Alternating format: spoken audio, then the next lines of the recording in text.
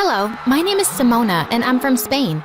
Please like and subscribe. Growing up, what I hated most was when my parents argued and yelled at each other. And it happened a lot. But there were some moments when we'd all laugh together. Like when I turned 3, Dad came home with the biggest unicorn doll for me. And Mom baked my favorite vanilla cake. It was the happiest day of my life. Simona, you're the best thing that's ever happened. When you were born, our world changed. Yes, darling. You mean everything to us. Mom worked as a secretary at a big insurance company, and Dad worked at a local store. So we lived a pretty average life.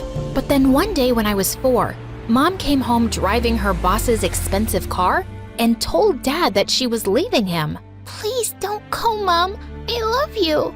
Oh, my baby. Tell you what, you will visit me at my new house every weekend. I watched Mom pack her bags and drive away. And Dad was so sad.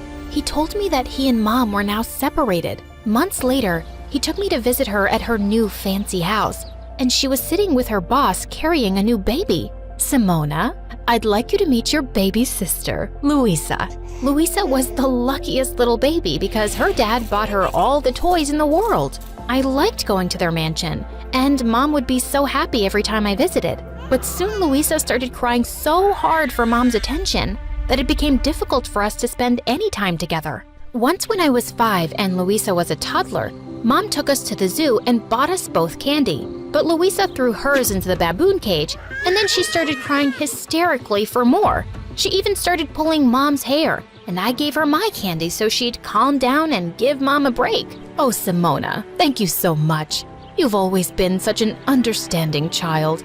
I hope your sister grows up to be just like you. Thanks, Mom. I just want you to be happy. Since Mom had left, Dad always tried to hide his sadness and make me laugh with his jokes and dramatic bedtime stories.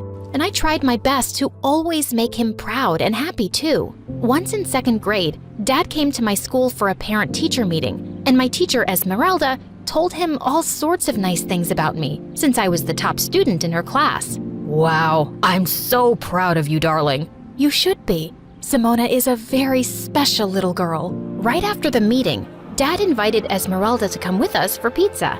He looked really happy around her, and soon after, he started seeing her more often. And I didn't mind at all because she was very nice to me. Once in 4th grade, we went to the ice rink together, and Esmeralda showed me how to skate. Okay, I'm not letting go of your hand until you're strong on your feet. I think I can skate on my own. Look!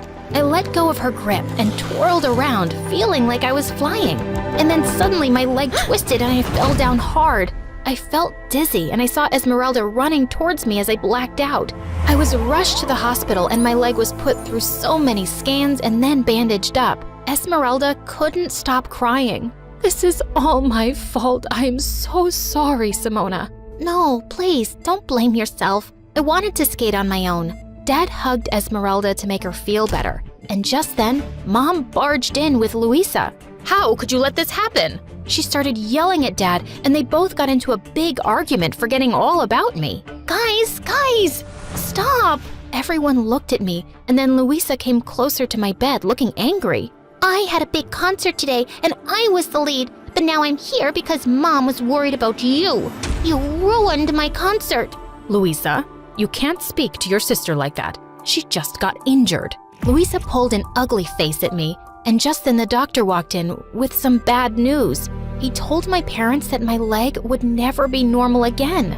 I walked with a limp, and at school I couldn't participate in any sports, but I still remained the top student in the class. And everyone was so nice to me since I'd never had trouble making friends, and I always helped them with their homework. One day when I was in 7th grade, Esmeralda watched how I helped some kids understand a math equation, and she was so impressed. Simona, you would make a really good teacher one day. Yes, I would love to be a teacher one day, just like you, Esmeralda. Esmeralda really cared about me, and when I was in 8th grade, Dad told me that he wanted to marry her. I was so happy for them. Dad even invited Mom and her family. This was his way of finally making peace. Just before the event started, I found Luisa standing and glaring at the big wedding cake. What are you doing here, alone? Whatever I want. This cake looks so delicious. Yes, it is, but don't stand too close. We don't want any accidents." She smirked at me, and then suddenly, she stuck her finger out and scooped the frosting off the cake. "Hey, you can't do that." But she just laughed and reached for the cake again. I ran forward to pull her away.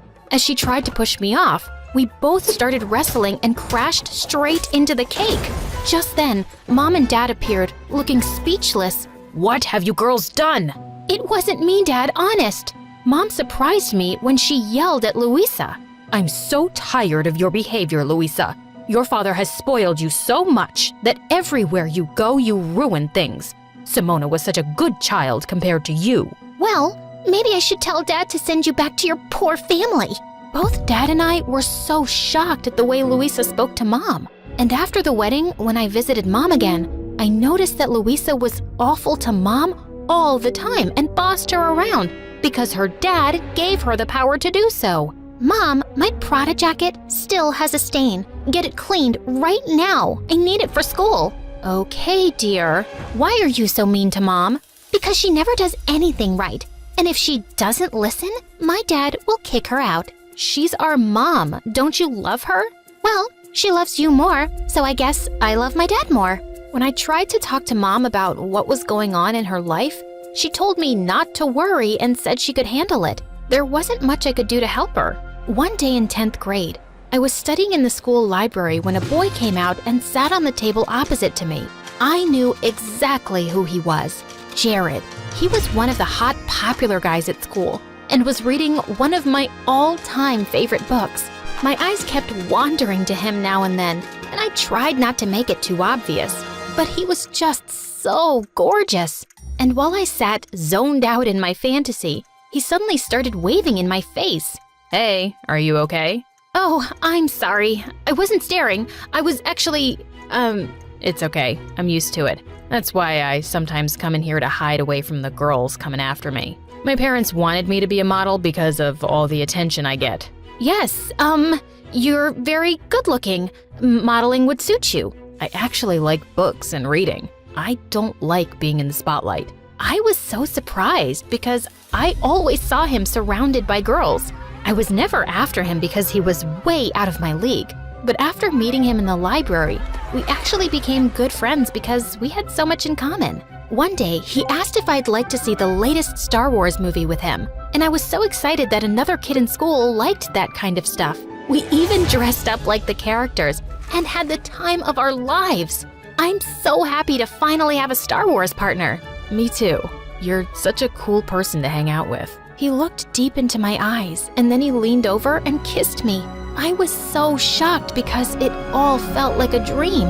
And then I looked down at my leg and started doubting myself and wondering if any of this was real. Hey, what's wrong? "Jared, you're like the hottest guy on this planet, and there's so many pretty girls without any issues like mine. So why me?" There's nothing wrong with you, Simona. You're perfect. Jared liked me just as I was, and I learned to love myself with my brokenness. Life at school felt great until one day Mom called me with some surprising news. Honey, Louisa will be joining your school. She got expelled from her fancy private school because she was bullying kids. "But Mom, she won't fit in at my school." No other school will accept her. Please look out for her and show her around. Maybe she can learn something from you. The next day, Louisa walked into my school wearing a white fluffy coat and black shades. Just as she approached me, a group of girls snuck up behind her and spray painted her coat. "What is wrong with you fools? This is Dolce & Gabbana. Oh my gosh, you ruined it." The girls went ballistic and lifted her off her feet. What did you call us?